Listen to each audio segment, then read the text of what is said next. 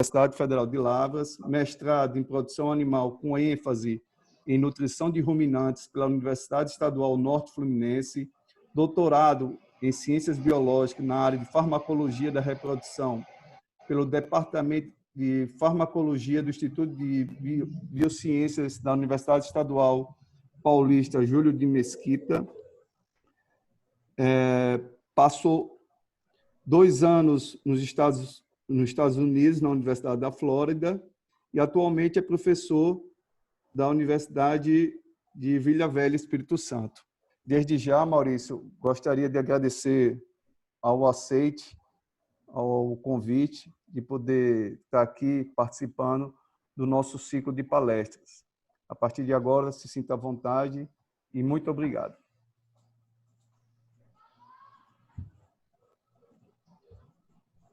Que está chegando. Eu queria agradecer ao convite, Jefferson, e demais aí, professores e participantes. Pode compartilhar sua tela. Rafael também, para que esse vínculo com a UFAC vem do Rafael. Isso. Queria agradecer também ao Rafael, porque o vínculo com a UFAC vem muito do nossa amizade lá de Botucatu, né? A gente é contemporâneo do laboratório. Na época ele estava no pós-doc lá, foi quando eu concluí meu doutorado. Então, queria agradecer demais o convite. Esse tema, pessoal, que eu escolhi hoje da palestra, de manejo reprodutivo em vacas de leite, eu estava comentando aqui com os professores um pouco antes. Eu vou tentar passar para vocês um pouco mais da visão prática sobre como que a gente implementa um programa reprodutivo em rebanhos leiteiros, tá? Vocês viram pela minha formação, eu trabalhei com nutrição de ruminantes, focado no bovino de leite. Meu doutorado é em reprodução, passei 2 anos na Universidade da Flórida, com um dos maiores especialistas em gado de leite do mundo, que é o professor José Eduardo Portela dos Santos. Tive uma oportunidade ímpar de aprender muito com ele. Muito do que eu vou falar aqui se aplica a vacas que talvez não se encaixam na nossa maioria das fazendas de leite aqui no Brasil, são vacas de pouca produção, mas como a gente está se espelhando em fazendas de alta produção, a gente tem que pensar no melhor. Eles trabalham de uma forma muito eficiente e eu busco aplicar, independente do tamanho da fazenda que eu dou assistência e do nível de produção de leite, esse é um nas fazendas que eu presto assistência, tá? Eu também dou assistência, esses dias aí eu até tenho diminuído numa fazenda grande aqui do estado, que produz 20 mil litros de leite dia. Agora eu tenho diminuído minha rotina, eu tenho acompanhado mais os índices reprodutivos do que meter a mão na massa mesmo, de lá fazer a palpação retal.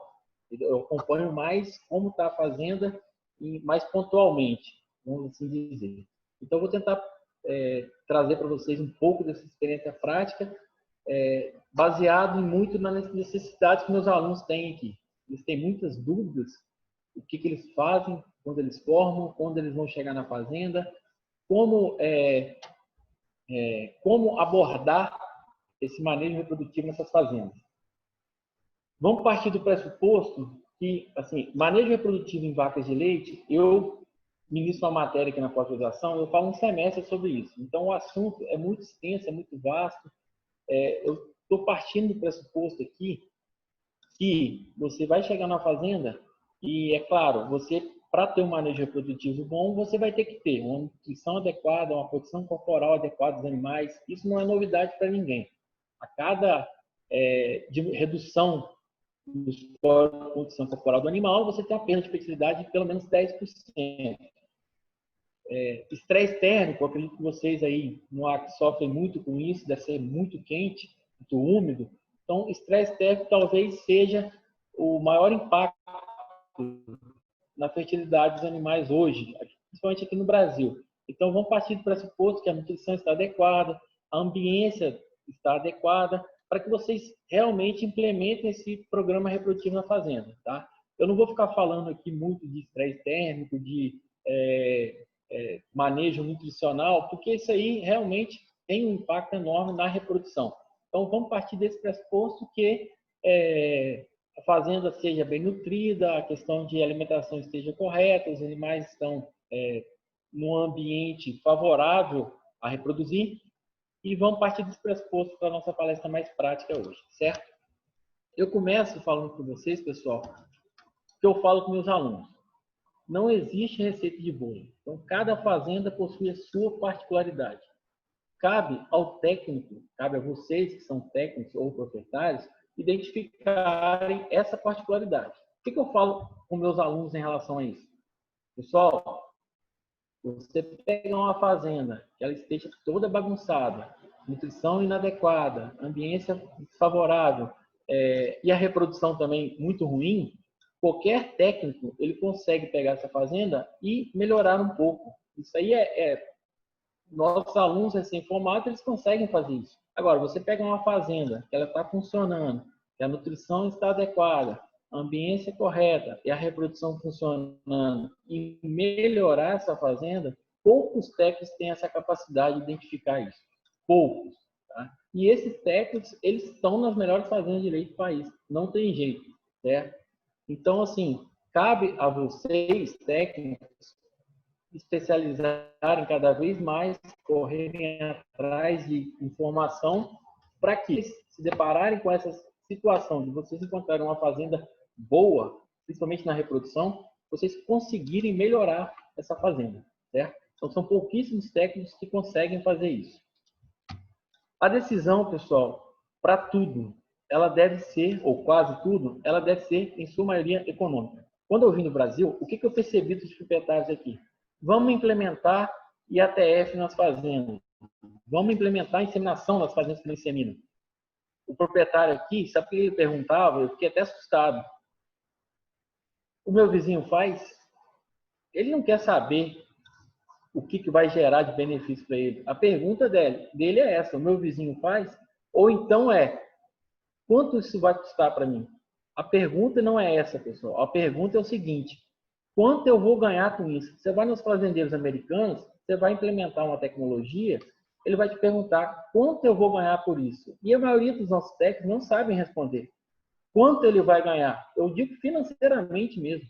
Então, assim, a decisão ela tem que ser econômica. A pergunta tem que ser essa. Porque o americano, se ele tiver que investir R$1 milhão, mas ele ganhar 2, ele vai fazer. Ele vai arrumar o dinheiro.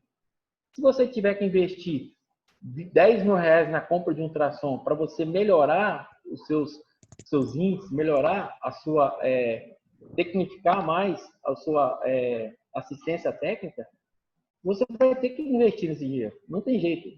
Então a pergunta é quanto eu vou ganhar com isso? Vocês têm que saber responder na hora que o proprietário for questionar. Se ele questionar, que são poucos que questionam. Eu sempre cito um exemplo desse professor que eu trabalhava do Santos, lá na Flórida, em que ele veio numa palestra no Brasil e eu participei dessa palestra, ajudei ele a montar e tal, e ele falou o seguinte, ele deu duas situações, uma de uma vaca lá dos Estados Unidos, vamos falar de uma vaca de alta produção, né, pessoal? Uma vaca com 200 dias em lactação, vazia, essa vaca não está gestante, produzindo 50 litros de leite por dia. E uma novilha com 20 litros de leite, que aqui no Brasil já é uma novilha excepcional, mas lá para os Estados Unidos, uma novilha com 20 litros de leite, ela é abaixo da média. Mas com 80 dias, 70 dias no pós-parto, essa novilha prenha. E perguntou para os produtores do evento, que tinham 700, 800 pessoas no evento, qual animal eles descartariam. E 90% respondeu que descartaria a vaca. A vaca de quarta é cria. Esqueci de comentar. E ele falou, depois ele mostrou os números e falou, essa vaca de quarta cria, ela está dando dinheiro para a fazenda. A outra novilha, ela jamais será uma vaca de 50 quilos de leite.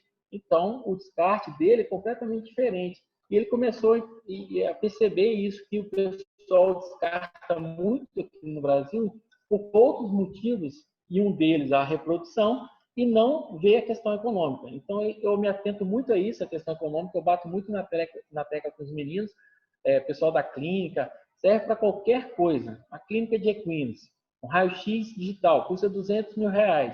É caro? Eu falo, depende. Todo mundo fala, Deus me livre, pessoal, muito caro, não tem como comprar não. Eu falei, depende. Se você fizer 300 mil no ano, você não vai arrumar o dinheiro para comprar? Agora, se você fizer 5, 2, 3 mil por ano, aí realmente você demora muitos anos para pagar, às vezes você não compensa investir naquele dinheiro. Então, tudo, ou quase tudo, a decisão deve ser econômica, certo? Como que eu vou chegar na fazenda? Eu vou implementar um programa reprodutivo se eu não sei os problemas, se eu não calculo os índices reprodutivos. Então, tem uma infinidade de índices reprodutivos que eu acho que eles devem ser calculados para que a gente tenha um norte na fazenda. Porque se a gente não calcular esses índices, como que eu vou alterar o manejo reprodutivo da fazenda baseado no escuro? Não tem como. Você pode piorar o que já está talvez funcionando. Então, primeira, quais índices a gente vai olhar? Tem muitos índices, pessoal. Intervalo entre partos, taxa de preço, taxa de disseminação, taxa de concepção, índice de perda de prenhez, índice de aborto. Então, existem diversos índices reprodutivos que podem ser implementados. Quando eu cheguei aqui na faculdade, quando eu dava aula de índice, os alunos tinham que ter uma outra aula, completamente diferente do que eu vou falar hoje. Os alunos perguntavam muito, professor, mas qual é o intervalo de parto da fazenda? Eu falava, o intervalo de parto da fazenda é tal. Mas o intervalo de parto não mede a eficiência reprodutiva da fazenda. Aí os meninos, mas como não e tal? A gente aprendeu. E, pessoal, o intervalo de parto eu posso mudar, é uma medida indireta. Vamos supor que eu tenha 20 vacas no rebanho, em lactação. Vamos supor que 4 animais têm um intervalo de parto entre partos de 24, 28, 36 meses. Alto. O ideal é 12 meses de intervalo de parto. O ideal. Nem sempre é possível conseguir. Então, se eu eliminar esses animais, eu consigo diminuir rapidamente o meu intervalo de parto. Então, de uma semana para outra, eu posso melhorar. Só que daqui a 3, 2, 1 ano, pode ser que aumente novamente. Então, não é uma medida ideal. Isso eu vi que os alunos eles olham muito o intervalo de parto. É uma medida importante, ela deve ser analisada, mas ela não mede a eficiência reprodutiva. Então, dentro dos índices reprodutivos, eu acho que vale destacar 3 aqui que são as taxas, né, pessoal? Então, a taxa de disseminação, que é o número de vacas inseminadas, sobre o número elegível a vir a cio. Taxa de concepção, ou prenhez por IA, número de vacas prenhes sobre o número de inseminadas. E hoje, se eu tivesse que escolher um índice reprodutivo importante para mim observar e analisar, eu escolheria taxa de prenhez, que é a junção dos dois índices, né? Que é o número de vacas prenhes sobre o número de vacas elegíveis a emprenhar, ou elegíveis e vir a cio, certo? Então, esses 3 índices talvez sejam os índices mais importantes, dando muita ênfase na taxa de prenhez. Taxa de disseminação é extremamente importante. A tomada de decisão, se você vai implementar, por exemplo, uma EATF ou não, ela é toda baseada na taxa de disseminação. Eu vou explicar isso para vocês. Já é só uma coisa. A gente tinha combinado antes a questão de perguntas. Se tiver perguntas, mandar no chat, né? E você pode interferir e pode ou falar aí se eu não ver a pergunta. E se tiver alguma dúvida, pode questionar, tá bom? Tudo bem, eu aviso a você, Maurício, aqui. Tá, joia. Obrigado. Nada.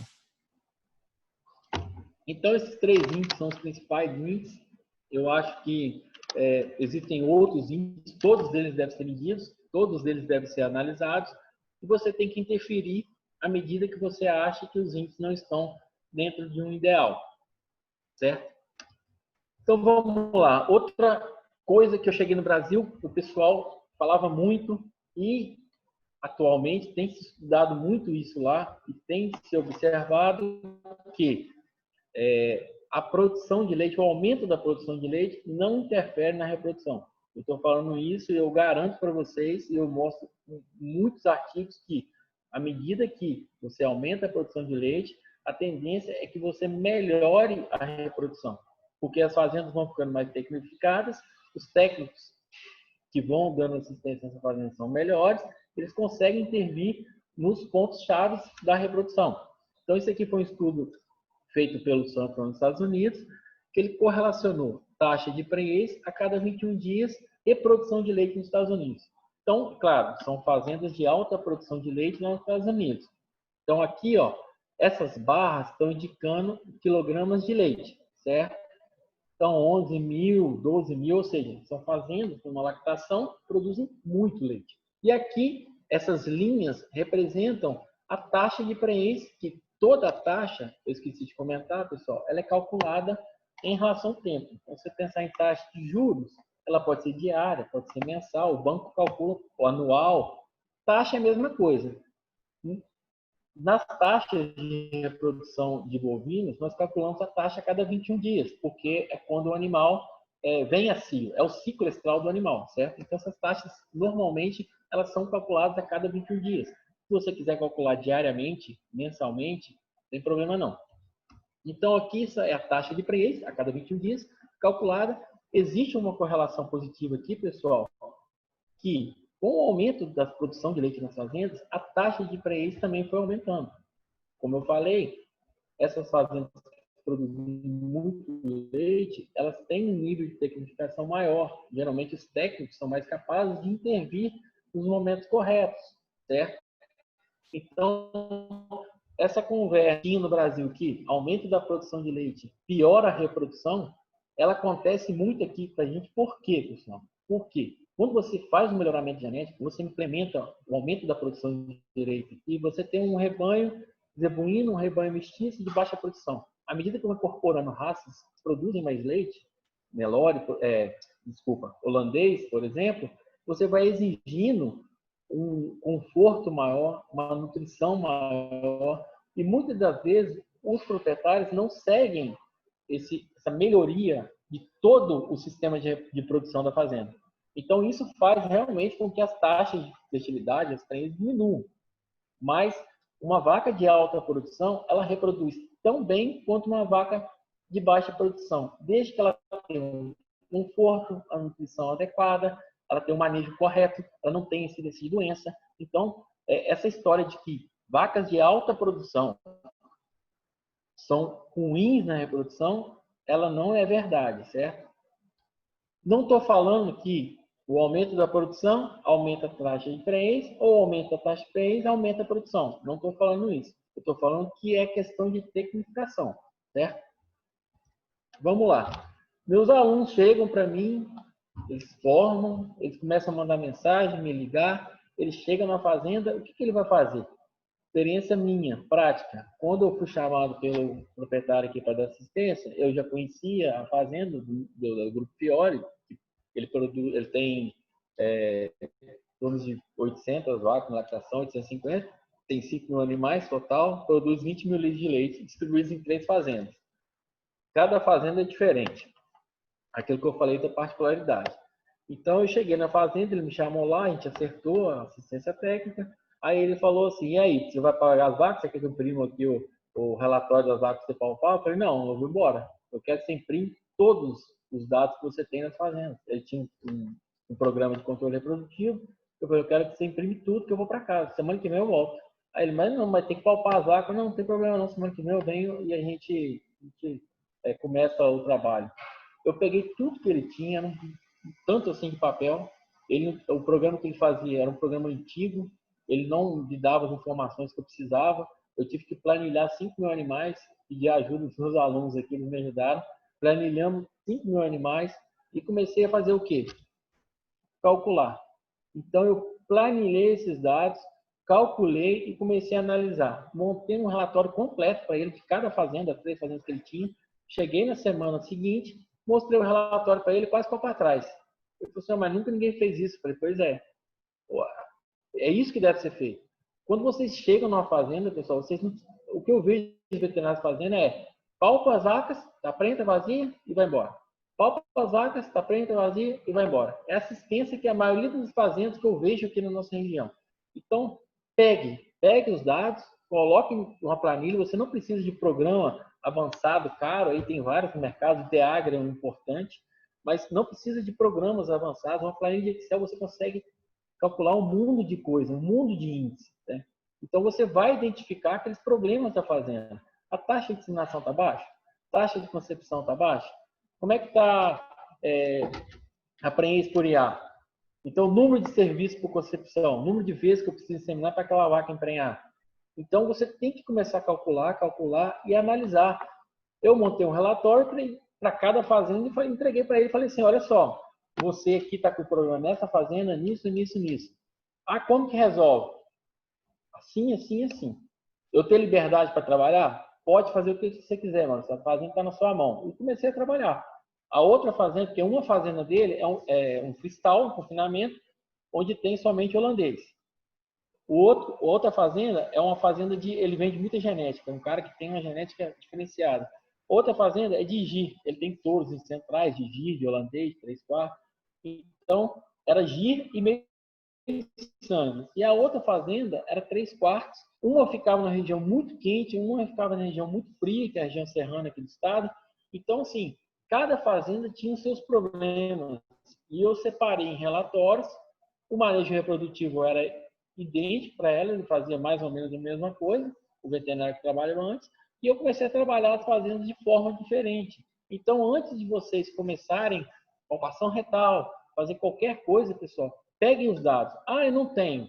Não tem. Quando vocês se depararem com a maioria das fazendas, o cara nem anota o dia que ele seminou, o dia que o touro cobriu, quando a vaca pariu, não anota nada. Então, comecem a implementar isso aí. Mas, mesmo assim, vocês já conseguem calcular bastante índice e conseguem reavaliar. Um índice simples de ser calculado é porcentagem de vacas prenhas no rebanho. Então, se o cara não tem nada anotado, você já palpa e vê a porcentagem de vacas prenhas, porcentagem de vacas vazias, porcentagem de vacas secas em relação ao total.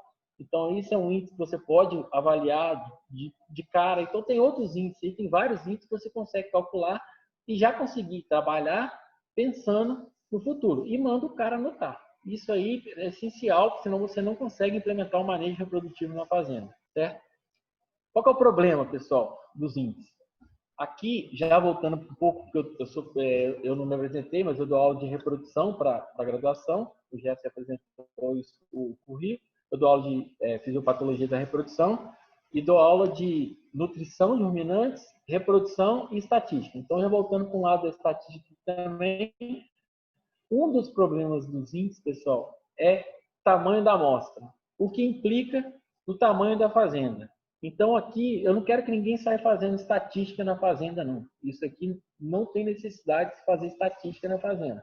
Mas eu quero demonstrar para vocês, eu sei que aqui a gente tem alunos de graduação, pós-graduação, professores, talvez produtores, mas eu vou tentar explicar aqui para vocês qual que é o problema de você tomar decisão em fazendas pequenas. Vamos lá. Esse aqui é um teste de curvas de força comparando proporções. Em estatística, em experimentação científica, a gente faz uma análise antes para saber qual é o número de animais que a gente precisaria para fazer um experimento científico. Nessa variação aqui, você pode colocar lá nesse teste de força a proporção em porcentagem que você vai variar para saber o N que você precisa. Tá? Você tem outros tipos de power analysis chamados que você descobre qual o N que você precisa para fazer o seu experimento. Então aqui, vamos supor que eu estou numa fazenda de leite e eu tenho a prenhez por IA de 30%. Eu uso um protocolo de sincronização e eu tenho a taxa de concepção de 30%, certo? À medida que eu aumento o N, pessoal, essa porcentagem ela vai variando. O que é isso? Vamos supor que eu tenho uma fazenda com 50 animais. Para eu dizer que meu protocolo ele foi realmente melhor, eu preciso que essa variação em porcentagem ela seja de 18,7%.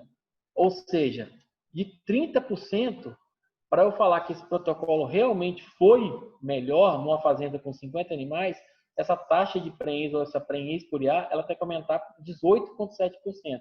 Se melhorar, ou 13,7%, ou diminuir 13,7% para piorar. Aí você me pergunta, mas 40%, se deu 40% aqui, não é melhor do que 30%? É melhor do que 30%, com certeza.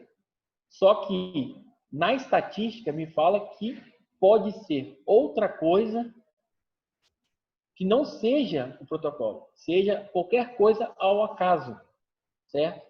Para eu garantir que é meu protocolo com um erro de 5% ou um erro de 0,05%, que é que a gente usa em experimentação científica, aquele P, probabilidade, então, para eu dizer que realmente foi um protocolo, a variação com o número de animais pequeno, ela tem que ser muito maior.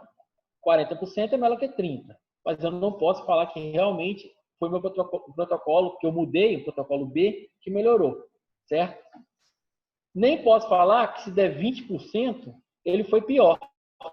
Porque aqui a estatística está me falando que tem que ser uma variação de 18,7%.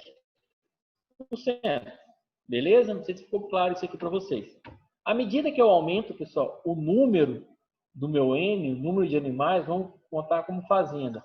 Essa variação que eu preciso para falar com o meu protocolo, ela é menor. Então, se eu tiver 300 animais, se aumentar de 30 para 37,5, uma variação de 7,5%, eu já posso falar que o meu protocolo foi melhor. Então, olha o impacto que tem você tomar decisão numa fazenda quando o seu número é maior.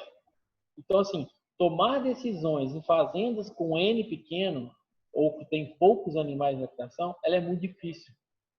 Ah, professor, então precisa de você, não preciso calcular os índices. Não, os índices devem ser calculados, as observações elas devem ser tomadas, devem ser anotadas, os índices devem ser calculados, mas a tomada de decisão, se você vai alterar um protocolo ou um manejo reprodutivo em fazendas pequenas, ela fica muito mais difícil por conta disso aqui.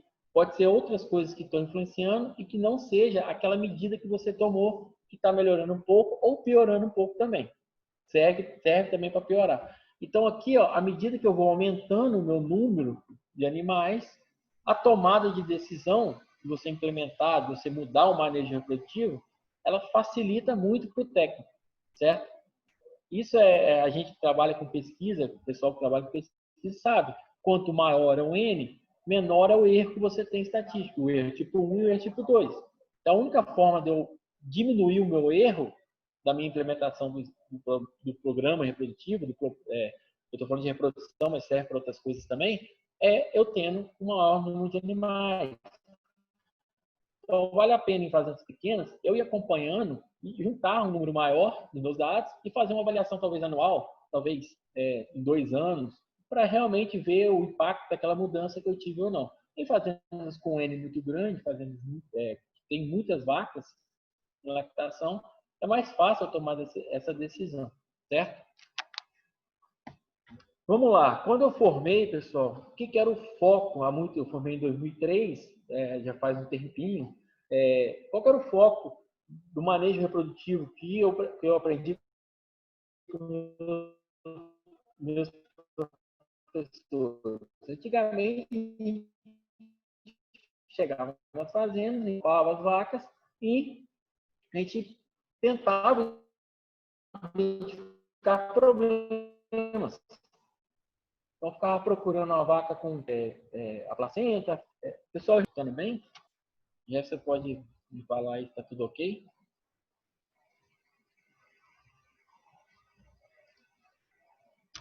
Deu uma travada no som, Maurício, mas voltou ao normal. Tá, é porque eu recebi a mensagem aqui e eu imaginei que talvez pudesse falhar mesmo. Ter falhado. Mas tá normal agora. Tá jóia. Então, pessoal, antigamente o foco era a gente identificar os animais que eram problemas e a gente fazia o quê? A gente liberava ou não esse animal para reprodução. Então, assim, os objetivos do programa reprodutivo era diminuir o intervalo entre partos, eram outros objetivos, tá? A gente focava muito nisso. Hoje em dia, o foco que a gente busca no manejo reprodutivo é trabalhar com grupos de animais. Então, a gente quer ser mais proativo, que a gente fala. Então, não adianta eu ficar individualizando o problema e eu tenho que trabalhar muito com medicina de rebanho. Então, o pessoal da UFMG comenta muito isso, o pessoal da UFMG bate muito nessa tecla, no caso na parte de programas sanitários. Então, eles trabalham com medicina de rebanho, eles trabalham com números. Eles olham lá, por exemplo, o índice de pneumonia. Deixa eu ver aqui que tem umas... O chat tem 18 perguntas. Tá. Beleza. Já vi. Então, o pessoal da UFMG, eles trabalham muito com essa medicina de rebanho. Então, professores de clínica, isso tem que ser aplicado à reprodução também. Então, você trabalha com grupos de animais e você pega grupos de animais, entra em programas sistemáticos de reprodução e você faz o cálculo. Se os programas estão ok, se os índices estão bons, você continua com aquela implementação daquele programa reprodutivo e não mais individualizar os animais, certo? Foco hoje é aumentar a taxa de prenhez, tá? Como eu falei, se eu tivesse que escolher um índice hoje, para mim seria a taxa de prenhez. Então, eu calcularia a taxa de prenhez e veria. Tentaria aumentar de toda forma essa taxa de prenhez. É claro que os outros índices também são importantes, mas se você tem como calcular um índice, calcula a taxa de prenhez e o objetivo é aumentar essa taxa de prenhez. Quando eu aumento a taxa de prenhez, consequentemente, eu aumento a taxa de inseminação, eu aumento a taxa de concepção, eu diminuo o intervalo de parto. Tudo acontece naturalmente quando você foca nesse objetivo. E você usar programas reprodutivos sistemáticos para você minimizar oportunidades perdidas. Cada cio que eu perco é 21 dias que eu atraso aquela vaca emprenhar. Isso tem um impacto econômico, certo? Se o animal, se você implementa um programa reprodutivo que o animal ele tem que emprenhar até os 115, 120 dias no pós-parto, você tem que fazer de tudo para que o animal fique prenho naquele ponto.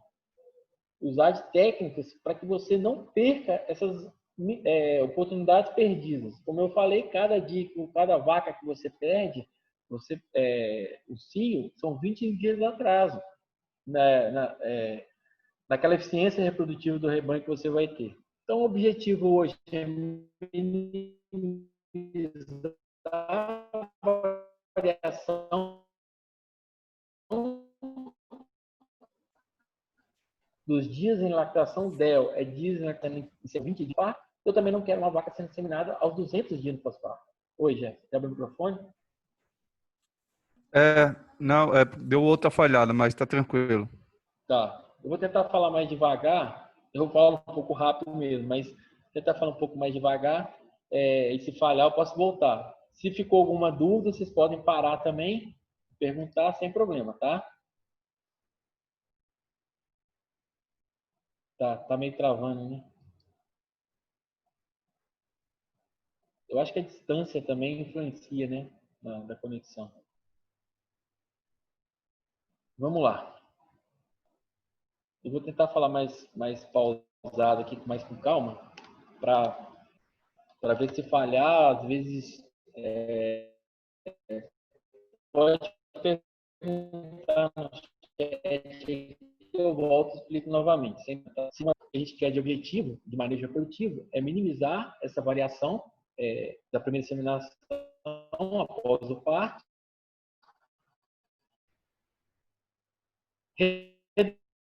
reduzir o intervalo entre inseminação e termino.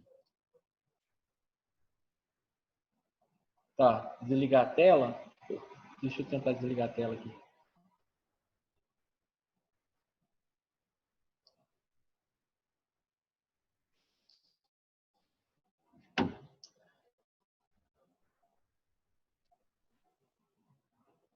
Tá, vamos ver se melhora. Eu vou tentar acompanhar pelo chat aqui. A conexão, ela aparece a mensagem estável aqui, às vezes, não aparece toda hora, não. E, então, assim, reduzir o intervalo entre inseminações, né, de maneira consistente. Se eu insemino uma vaca aos 60 dias no pós-parto, a primeira vez, eu não quero inseminar ela novamente aos 120, 60 dias após aquela inseminação, caso ela esteja vazia. Eu quero inseminar, caso ela esteja vazia, o mais rápido possível. Então, reduzir esse intervalo entre inseminações de uma maneira consistente, eu aproveito essas oportunidades, eu não perco tanta oportunidade, certo? E, como eu falei, aumentar e melhorar sempre a taxa de prenhez. Se você aumenta a taxa de prenhez, você, consequentemente, está aumentando todos os índices que estão embutidos naquela fazenda. Você aumenta a taxa de concepção, aumenta a taxa de inseminação, você naturalmente aumenta os outros índices. Deixa eu passar. Aí, acho que travou o slide. Isso. Então, pessoal, traçando uma linha do tempo aqui, é importante a gente falar, hoje, as pesquisas em gado de leite no mundo, depois que teve aquele boom de estudos de protocolos de sincronização, já estudaram milhares de protocolos, já tentaram desenvolver muita coisa, meio que estagnou essa pesquisa, as pessoas começaram a observar que protocolo de sincronização pode ser que uns são melhores para um determinado tipo de categoria animal do que outros, mas o que afeta muito a reprodução, principalmente em animais, deixa eu voltar aqui, eu recebo mensagem no chat, eu dou uma olhada se está travando.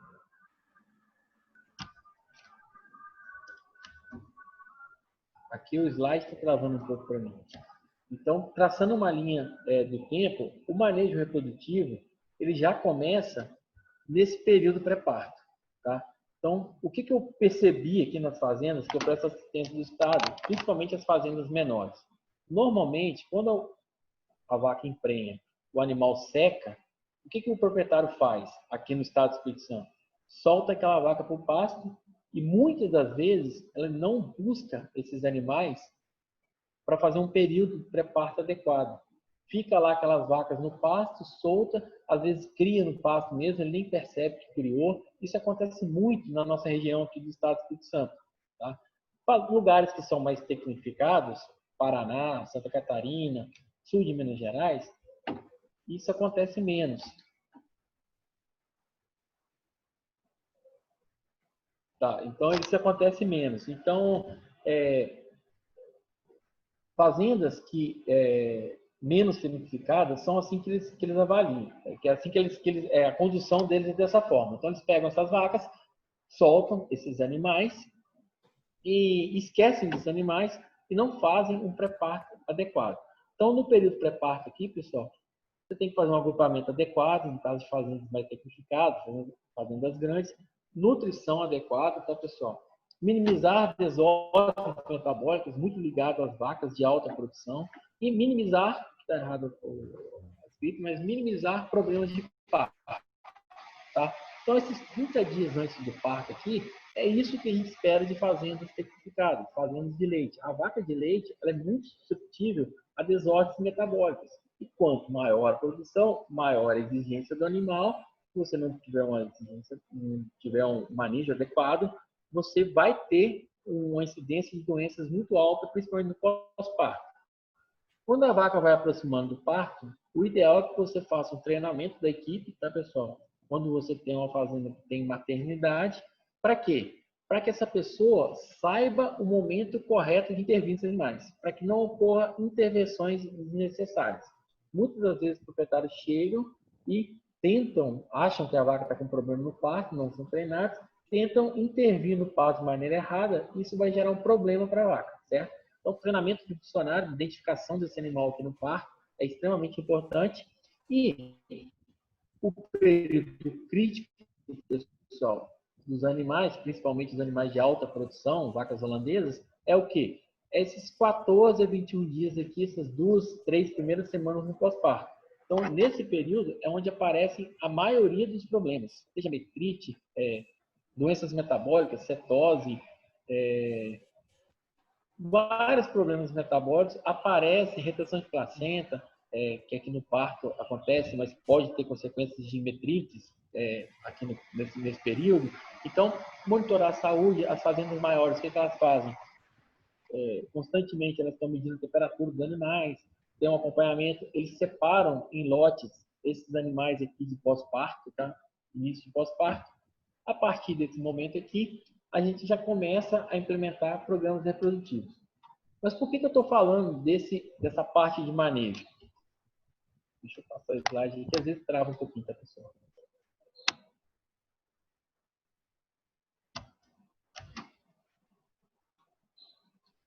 Está travando um pouco aqui. Deixa eu tentar ver se passa.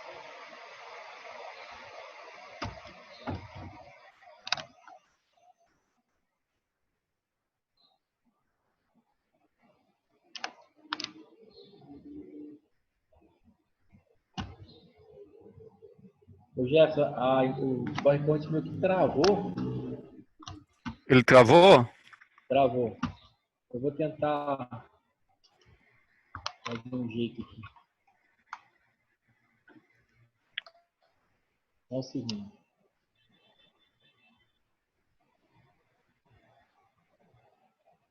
Vou fechar aqui o PowerPoint e vou abrir novamente.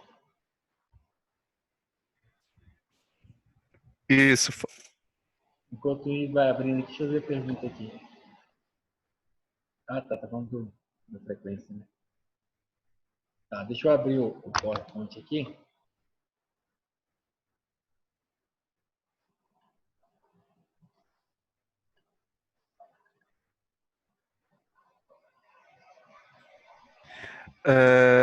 Enquanto isso, quem tiver alguma pergunta, por favor, coloca no chat que o professor Maurício já pode adiantar alguma pergunta, tá ok? Isso.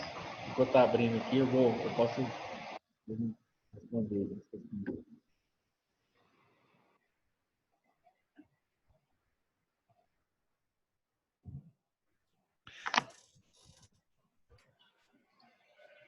Maurício, Oi. tem uma pergunta. Para o controle zootécnico, qual é o melhor aplicativo? Eu acredito que ele está falando aplicativo de celular. Programa, aplicativo?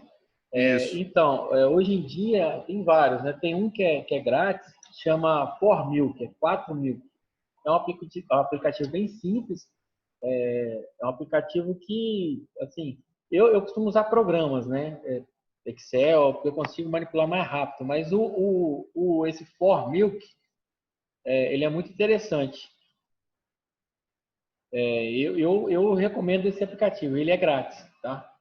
Ele não é caro, não.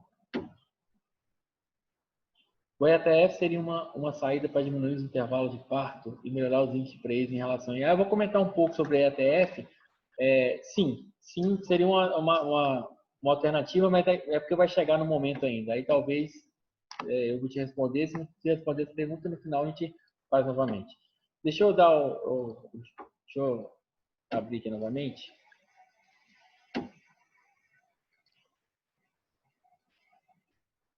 Isso. Está compartilhando aí? Beleza? Tá ok. Tá ok. Então vamos lá. Por que, pessoal, que eu estou falando desse período de transição?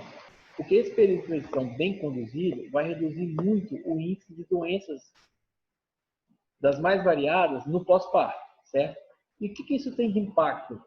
Tem vários estudos mostrando, aí eu participei de vários estudos na Flórida, sobre a incidência de doenças nos primeiros 60 dias de lactação. Aqui no caso são vacas holandesas, mas a gente fez trabalhos em vacas mestizas também, de pastejo, certo?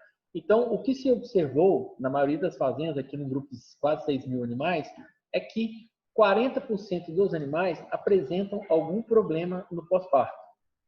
Seja problema de parto, metrite, endometrite clínica, febre, mastite, cetose, manqueira, respiratório digestivo um pouco menos, mas somente 60% dos animais, eles são saudáveis. Isso é claro, pessoal, para vacas de maior lactação, vacas lá, estudos americanos. Vacas de menor produção no Brasil, essa incidência ela é um pouco menor, um pouco. Não é tão menor assim não, tá? Tem muita cetose subclínica, muito problema, endometrite subclínica, que prejudica a fertilização. Então, tem outros problemas também que faz com que esses dados aqui nossos eles não sejam tão diferentes assim do que os americanos não, tá? Então, 60% somente dos animais, eles são saudáveis. E qual que é o impacto disso? Então, esse professor que eu trabalhava lá, ele tem esse artigo que ele mostra em vacas leiteiras das doenças nos primeiros 60 dias de pós-parto relacionado à prenhez. Então, o que ele fez? Ele foi lá, naquele período ali dos primeiros 60 dias, ele avaliou se a vaca tinha alguma doença ou não. Então, e viu qual era a taxa de prenhez quando ele submetia esse animal ao programa reprodutivo dele. Animais que eram saudáveis, ele obteve um resultado de 51% de prenhez. Quando o animal apresentava algum problema clínico, aqui ele destrincha cada problema clínico, a prenhez por IA, que cada problema teve. Quando tinha uma doença, esse animal apresentava, reduzia para 43,3% a prenhez por IA. E quando ele tinha 2 ou mais problemas desses, às vezes o animal tinha uma cetose com problema de casco. A taxa de prenhez, quando adicionava 2 problemas clínicos, caía para 34,7%. Daí que eles começaram a perceber lá nos Estados Unidos o quê? A produção de leite, pessoal, ela não influencia negativamente a fertilidade. O que influencia muito é esse manejo no período de transição e as doenças que os animais apresentavam no pós-parto.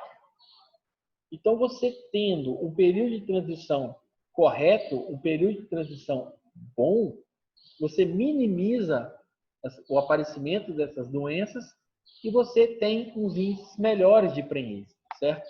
Então, a vaca alta produtora de leite, que ela está no conforto bom, que ela está na nutrição adequada, que ela não apresenta um problema clínico, a taxa de prenhez são boas, certo? Isso aqui para vacas holandesas. Esse estudo foi feito em vacas holandesas.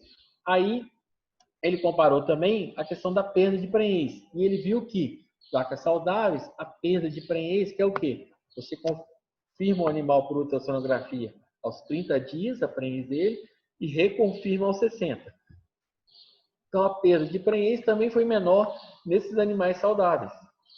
E ele também aqui destrinchou cada um dos problemas clínicos que tinham e fez a estatística, é claro, e mostrou qual desses que tinham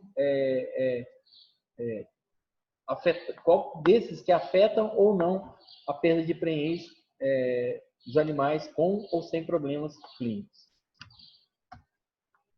Esse estudo eu participei, eu estava na Flórida lá no período que foi feito. Então, o Eduardo é um aluno que era aluno do mestrado, depois fez doutorado com ele, é professor na Universidade do Guelph, no Canadá, hoje. É uma pessoa muito inteligente, hoje é um pesquisador importante nessa parte de vacas de leite também. Ele correlacionou essas doenças, praticamente quase que o mesmo suplemento, só que em vacas leiteiras em pastejo. Quando a gente trabalhava na Flórida, tinha 3 fazendas que eram de pastejo. Eram 3 fazendas grandes, que tinham 1.500 vacas na lactação, era pastejo rotacionado. Então, os animais eram mestiços, os animais holandeses com Jersey, a maioria deles, 80% do rebanho, certo? Tinha 3/4, tinha 3/4 tanto de holandês como 3/4 de Jersey, mas a grande maioria era composta por animais mestiços de vacas holandesas com Jersey. Por serem animais, cruzamento de animais com alta produção, então também tinham muitos problemas clínicos no pós-parto, certo? Então aqui, pessoal, a gente teve até uma surpresa que os animais saudáveis, a prenhez por inseminação foi de 70%. O índice era altíssimo nessa fazenda, da taxa de prenhez. Mesmo assim, ó, uma doença reduziu para 61%, o que continua alto, certo? Para os níveis normais, e 2 reduziu para 48%. Então, o perfil é o mesmo. Se o animal tem um problema clínico ou 2, a tendência é que você perca a taxa de prenhez. Então, esse momento aí de transição, ele influencia diretamente o manejo reprodutivo que você vai ter seguinte, após o parto. Aqui, não contente com várias evidências, fiz um TCC nessas fazendas aqui que eu trabalhava, avaliando algumas coisas, só para exemplificar um dos itens que eu coloquei, é a doença do pós-parto relacionada ao serviço por concepção, o número de vezes que o animal é inseminado para ficar prenhe. E também, esse aqui tem em torno de 400 ou 500 animais, o animal que não apresentava nenhuma doença clínica, ou metrite, ou problema de casco, foi menor, né? O número de doenças que eu avaliei foi menor que os americanos, mas a tendência foi a mesma, sempre de piora no índice reprodutivo. Então, o animal que não tinha problema reprodutivo, ele gastava menos doses de sêmen do que animais que tinham um problema reprodutivo. Eu não vou mostrar todos os gráficos aqui, mas o que eu quero dizer é que a tendência foi a mesma. Isso é muito evidenciado, principalmente em holandeses. Então, o P aqui foi muito diferente no caso de vacas holandesas e menos, assim, não deu diferença em vacas mestiças, nessa fazenda que eu trabalhei, certo? Então, a tendência é sempre a mesma. Doenças clínicas relacionadas aí, que acontecem no pós-parto prejudicam demais a reprodução. Então, aquele manejo ali no período de transição, ele é extremamente importante e vai afetar diretamente a fertilidade dos animais lá no seu na implementação do seu programa reprodutivo, certo? Vamos lá. Passou esse período crítico aqui, na implementação desse programa reprodutivo, a gente pode começar já programas reprodutivos de pré-sincronização. Aqui eu coloquei como em ATF, pessoal, mas pode ser manejos reprodutivos para qualquer tipo qualquer tecnologia que você utilize, seja touro, seja inseminação artificial convencional, ou seja IATF. Isso aqui, algumas fazendas utilizam, fazendas mais especializadas, outras não, que é a pré-sincronização ou o uso estratégico de prostaglandina, tá? Intervalados em 11 ou 14 dias. Aqui você já pode começar trabalhando no seu programa. E, a partir dos 60, 70 dias do pós-parto, você já começa a trabalhar a reprodução. Você quer que, a partir desse momento, você já comece a ter taxas de prenhez elevadas. Você comece a reproduzir esses animais mais intensamente para que eles comecem a emprenhar, certo? Aqui é o fim do período de espera voluntária. O que é período de espera voluntário? Esse é um ponto importante de leite, tá? E muita gente que eu vi aqui no Brasil, eles não focam muito nesse período, que é o quê? É o período de recuperação do animal. Então, a escolha do período de espera voluntária, normalmente, eu já adianto para vocês, que é em torno de 50 dias no pós-parto. O que é esse período? É você esperar o animal se recuperar, evolução uterina adequada, você esperar ele começar a se alimentar melhor, toda vez que ele pare, ele tem ele perde peso, porque ele entra em balanço energético negativo, depois ele começa a comer mais, começa a recuperar aos poucos o ganho de peso. Então você tem um período de 50 dias críticos, que é o chamado período de espera voluntária. Qual que é o ideal, pessoal? Isso depende muito. Então, depende principalmente nas fazendas que eu trabalho aqui, do nível e da persistência de lactação. Então, se eu tenho fazendas mais zebuínas de baixa produção, normalmente a persistência da lactação ela é menor. Se eu tenho fazendas mais produtores de leite, animais mais especializados, vacas holandesas, normalmente a persistência de lactação é maior. Então, assim, nível de produções mais baixos, com persistência de lactação menor, normalmente eu encurto esse período de espera voluntária. Por quê? Isso tem uma explicação financeira para isso. Cada dia que eu perco desse animal vazio, essa produção de leite vai caindo. Meu lucro do animal vai diminuindo. Então, eu quero emprenhar esse animal o mais rápido possível, porque a persistência de lactação é baixa, eu vou ter que secar esse animal mais rápido, certo? Animais que têm uma persistência mais longa e que produzem muito leite, eu posso atrasar um pouco esse período de espera voluntária. Porque esse animal, ele é um animal que está me dando lucro. Então, eu não tenho tanta pressa e a persistência ela é maior. Ele é um animal que continua produzindo muito leite. Então, eu não preciso ter tanta pressa assim em emprenhar aquele animal. Eu posso aguardar um pouco esse período de espera voluntária, certo? É claro, você tem que avaliar, como eu falei, a taxa de prenhez do rebanho, né, pessoal? Isso também vai influenciar o seu período de espera voluntária. O programa reprodutivo, a primeira inseminação, influencia diretamente. Se eu só faço detecção de cio, meu período de espera voluntária é 1. Se eu uso totalmente fazendas com IATF, meu período de espera voluntária tem que ser outro, tá? E a fertilidade na primeira inseminação, que é a taxa de concepção. Tudo isso pode afetar o meu período de espera voluntária, tá? Que é o quê? Aqueles animais que passam naquele período de recuperação, quando eles chegam aos 50, 60, 70, 30 dias, dependendo da fazenda, você implementa o seu programa reprodutivo, você intervém nesse animal para que ele fique prenhe, certo? Então, aqui tem um quadro, a produção de leite. Quando, normalmente, ela é baixa, você deve iniciar mais cedo. Eu tenho um exemplo aqui na fazenda, que a produção de leite era de 12 de média. Eu, com 30 dias no pós-parto, 35, e eram animais que não tinham a persistência na curva de lactação. 35 no pós-parto, eu já fazia ATF. E avaliava os índices depois. Fazendas de alta produção de leite, normalmente você pode alongar um pouco mais esse período de espera voluntária. A fazenda que eu trabalhava da Fiore aqui, eu estipulei 65 dias. Esse é um período que você estipula, você não altera mais. Você fazia o seu programa reprodutivo baseado nesses dias. Eu era 65 dias nessa fazenda de vacas holandesas de alta lactação, porque os animais eram de alta produção e a persistência de lactação era alta também. Fazendo com detecção de cio, pessoal, eu tenho que inseminar o mais cedo possível, porque eu não posso perder a oportunidade. O animal vem assim e você insemina ele. Quando eu faço IATF, eu consigo controlar mais, eu posso atrasar um pouco mais. Então, taxas de prenhez baixa, eu começo mais cedo, porque taxa de prenhez baixa, a velocidade com que os animais estão emprenhando é menor.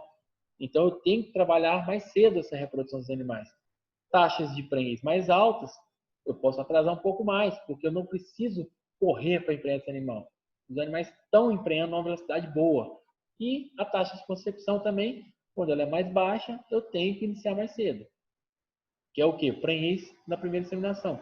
Quando ela é mais alta, eu posso atrasar, certo? Então, o período de espera voluntária é uma decisão do técnico com a fazenda e ela vai impactar o seu manejo reprodutivo e você tem que adaptar isso de acordo com essas características das fazendas que vocês vão trabalhar, certo? Vamos lá. Passou o período de espera voluntária. O animal passou pelo período de transição. Vamos supor que ele tenha saudável. Eu tenho o período de espera voluntária. O que eu vou fazer? Eu vou emprenhar esse animal, tá? Eu nem vou ficar discutindo muito aqui, pessoal, a questão de monta natural ou inseminação artificial. Eu posso enumerar aqui, vocês aí, como devem saber já, enormes benefícios de você implementar a inseminação artificial. Melhoria do ganho genético, custo mais baixo, facilidade no cruzamento, existe uso de semissexado, existem diversas vantagens em se usar a inseminação artificial. Mas aqui no Brasil ainda se preconiza muito a monta natural. 80% das vacas totais, incluindo corte e leite no Brasil, usam monta natural, somente 20% no máximo, segundo aí a ASBIA, que é a Associação Brasileira de Inseminação Artificial, acho que nem 20% das nossas vacas, corte e leite, elas são inseminadas.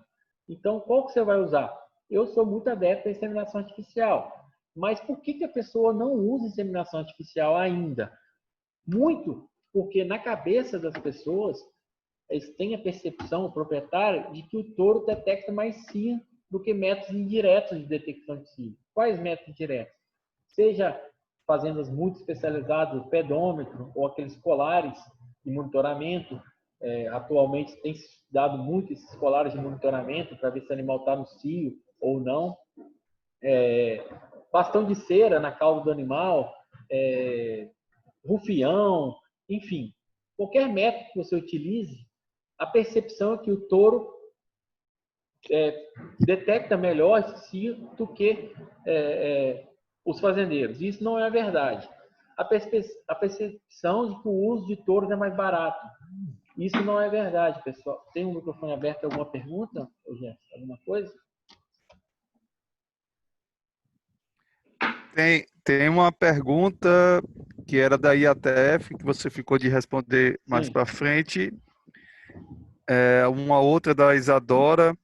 Qual o tratamento em casos de endometrite? Certo. Isso aí é outra palestra também bem discutível. Eu posso falar uma abordagem aqui que pode ser até um pouco radical para vocês? O efeito do tratamento de endometrite, o tratamento de endometrite ele pode ser hormonal, prostaglandina, antibiótico terapia, fazer infusão com antibiótico. Assim, você vai melhorar clinicamente esse animal, mas sabe qual que é o impacto na reprodução? Lá na frente, naquele período que a vaca deveria realmente ficar prenha, zero. Tem um professor lá da Universidade da Flórida, o Clibes, não sei se vocês conhecem ele, Clibes Galvão, ele tem muitos artigos nessa área de endometrite. E ele já avaliou economicamente, avaliou várias coisas, o impacto de você tratar essa endometrite ou não na reprodução ele é muito pequeno. Então, assim, qual que é o melhor tratamento de endometrite? Fazer a vaca dar cio. Então, esse é o melhor tratamento de endometrite que existe. Assim, cada vez que a vaca dá um cio, ela melhora essa endometrite. Então, assim, eu posso te falar aqui que tem trabalhos com prostaglandina, que melhoram. Tem trabalhos que mostram que fusão antibiótico uterino melhora. Tem um mundo de trabalhos de endometrite. Mas, assim, os efeitos benéficos da reprodução talvez não compensem esse tratamento de endometrite. que eu faço? No manejo reprodutivo, deixa eu até botar um slide aqui. No manejo reprodutivo, toda vez que eu entro no chat, ele trava esse slide, eu não sei porquê. Aconteceu a mesma coisa na outra. Então, é melhor sair e colocar de novo. Sim, eu vou... Isso. Eu vou fazer o seguinte, eu não vou entrar mais no chat, eu vou... Aí, voltou. Tá aparecendo para vocês aí? Apareceu, tá normal. Tá. E Aí você pergunta eu no fico, chat. eu te informo por Tá. aqui. Ok. Eu vou dar uma acelerada aqui, eu tenho alguma coisa ainda, bastante coisa para falar, mas no final a gente pode fazer um bate-papo. Hoje eu estou com o tempo disponível, tá? Sem problema algum. O que eu faço? A pergunta. Eu implemento programas eu faço uma sincronização aqui de 2 doses de prostaglandina. Por quê? Porque a prostaglandina já é uma forma de tratamento dessa endometrite. E ela também é usada para pré-sincronização de ATF. Então, eu uso prostaglandina intervalados em 14 ou 11 dias antes de entrar com o programa reprodutivo, que essa prostaglandina já vai ajudar nessa cura dessas endometrites aí, certo? Então, para tratamento, no programa reprodutivo, como eu falei que eu implemento programa sistemático, eu não fico procurando problemas, eu já coloco essas doses de prostaglandina intervalada para que já ocorra esse tratamento natural aí, se o animal tiver algum problema de endometrite, seja clínica, subclínica, do jeito que aparecer, certo? Então, tratamento de endometrite, eu falo um mundo de informações com vocês aqui, existem diversos artigos, a gente trabalhou com artigos lá com o Fábio Lima, que é um professor da Universidade da Califórnia também, ele trabalha muito com isso. O Clives Galvão, da Universidade da Flórida, tem muitos artigos relacionados a esses tratamentos de endometrite. O que ele observou foi isso. Você tem uma melhora clínica, você tem um benefício clínico em você tratar essas endometrites, mas o ganho reprodutivo é pequeno. Então, ele é muito questionável se você deve intervir ou não, a não ser que você tenha encaixado no seu programa reprodutivo sistemático. Certo? Então, voltando aqui para o slide, problemas com o hormônio natural. O touro não detecta mais cio, pessoal. Caso detecte, então a fertilidade da hormônio natural é de maneira geral baixa. Então, quer dizer, se o touro detecta, pessoal, normalmente a taxa de preênsia ia ser maior com o touro. E não é o que é observado nas fazendas. Certo? Isso não é observado, eu vou mostrar alguns dados para vocês. Risco de transmissão de doenças, né, reprodutivas, redução do ganho genético e inabilidade de seleção para características produtivas de saúde e de reprodução. Então, você pega um catálogo do touro hoje, pessoal, você escolhe aquilo que você quer de características para o seu rebanho, certo? Além disso, com o advento do melhoramento genômico hoje, os touros, a cada 6 meses, vem touros genômicos melhores. Então, se você não vai ficar trocando seu touro a cada 6 meses, mas a inseminação artificial, você consegue comprar novos touros melhores geneticamente do que os touros antigos. Então, você tem uma redução no ganho genético, risco ao ser humano, muito ligado a touros holandeses, né, pessoal? Touro Nelore, vocês estão mais acostumados aí na região, ele é bravo de qualquer jeito. Então, você já vai sabendo que o touro, ele te avisa quando ele vai te machucar. O touro holandês, não, ele é muito traiçoeiro. Ele chega para você e ele te machuca mesmo. Foi feito um estudo nos Estados Unidos que a maior incidência de injúrias com as pessoas que trabalham diretamente com os animais são os touros. Então, eles machucam mesmo.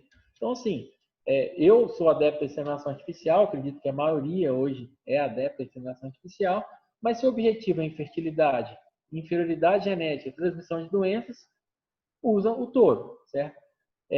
Eu entendo que existem fazendas que a possibilidade de inseminação artificial ela é muito pequena. Então, nessas fazendas, utilize da monta natural, certo? Só para mostrar para vocês aqui, pessoal, que isso aqui é um gráfico muito usado em pesquisa lá nos Estados Unidos, os técnicos usam muito, que é chamado de curva de sobrevivência. Não sei se a maioria de vocês está acostumado com isso. Então, a gente tem aqui, nessa coluna, a porcentagem de vacas prenhas. Então, aqui, 100% das vacas, elas estão vazias. à medida que ela vai emprenhando, o número de vacas vazias, aqui na verdade é porcentagem de vacas vazias, desculpa aqui o slide. Então aqui a gente tem 100% das vacas vazias e aqui nos dias do pós-parto. Eu tenho 100% das vacas vazias, à medida que elas vão emprenhando, esse número de vacas vazias vai diminuindo. Por isso que é chamado de curva de sobrevivência. É muito usado nos experimentos de tratamento de oncologia também, para testar diferentes protocolos, para ver a sobrevivência dos pacientes. Aqui no hospital tem um professor de oncologia que ele trabalha muito com essa curva. É a chamada análise Kaplan-Meier, certo? Então aqui é um estudo mostrando monta natural versus IATF, ou seja, touro versus IATF, e uma inseminação seguida de monta natural versus 3 inseminações seguidas de monta natural. Esse experimento aqui eu também participei, eu estava lá na Universidade da Flórida, do Fábio, que é o professor hoje lá na Universidade da Califórnia, e ele comparou, pessoal, a taxa de prenhez da monta natural com IATF e de uma inseminação seguida de monta natural e de 3 inseminações seguidas de monta natural. E ele percebeu que não houve diferença, né? Não houve diferença na taxa de inseminação quando você compara o touro com inseminação artificial. A velocidade com que os animais emprenhavam eram muito semelhantes, certo? Então, quer dizer, essa percepção de que touro tem uma fertilidade maior, ela não é verdadeira, desde que você faça o processo da inseminação artificial de uma forma correta, certo? Então, todos aqueles cuidados com o gelamento do sêmen, todos os cuidados que você tem que ter no processo de inseminação artificial. O sêmen tem que ser de boa qualidade, enfim. Essa aula de inseminação é outro tipo de aula. Mas essa percepção de monta natural é melhor do que a inseminação, ela não está correta, certo? Então, vamos lá. A pergunta foi feita, no caso de IATF. Quando eu decidi por inseminar e não usar a monta natural, certo? E aí, eu uso a IA convencional ou a inseminação artificial em tempo fixo? Essa é uma pergunta que muita gente faz, muitos alunos fazem, tá? Para mim. Pessoal, implementar IATF na fazenda, na maioria dos casos, você tem ganhos de fertilidade, certo? Agora, o uso da IATF vai depender muito da sua taxa de inseminação. Como essa fazenda está conseguindo pegar esses animais no cio, tá? Normalmente, animais que têm baixa taxa de inseminação, ou seja, o número de animais inseminados pelo número de elegíveis, ela é pequena, a IATF é muito atrativa.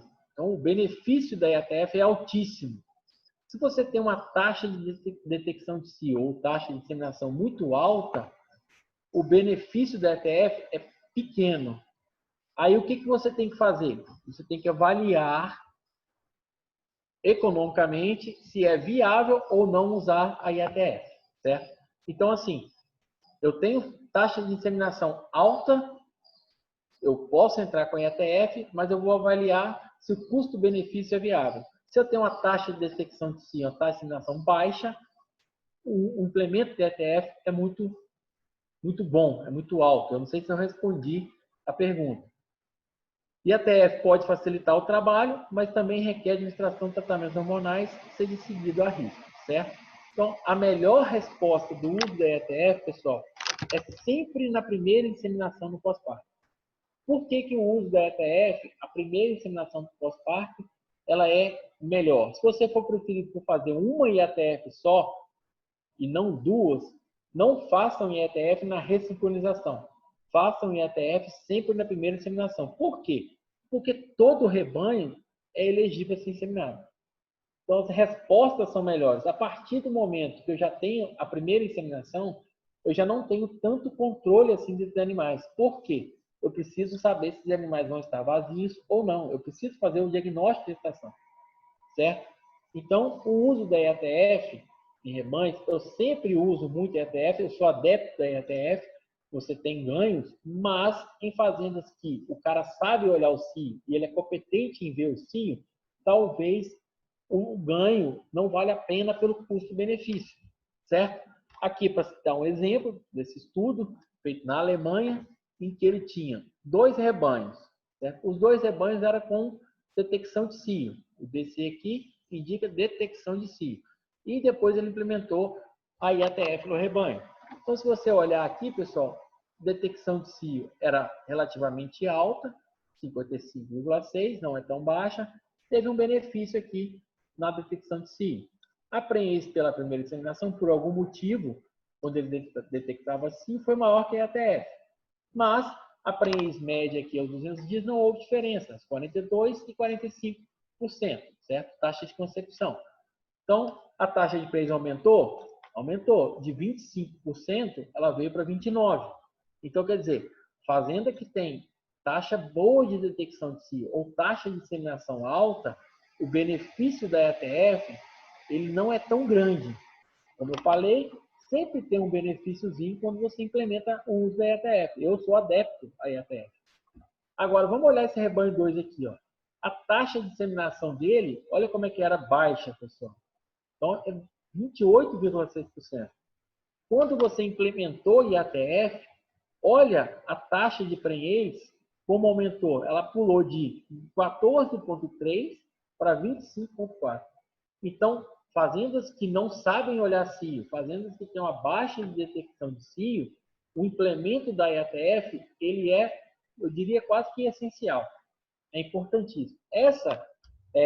Por isso que eu, na introdução, eu quis alertar vocês a respeito de calcular os índices. Se eu não sei a taxa de disseminação, como que eu vou fazer para implementar ou não a IATF? Como que eu vou intervir nessa fazenda?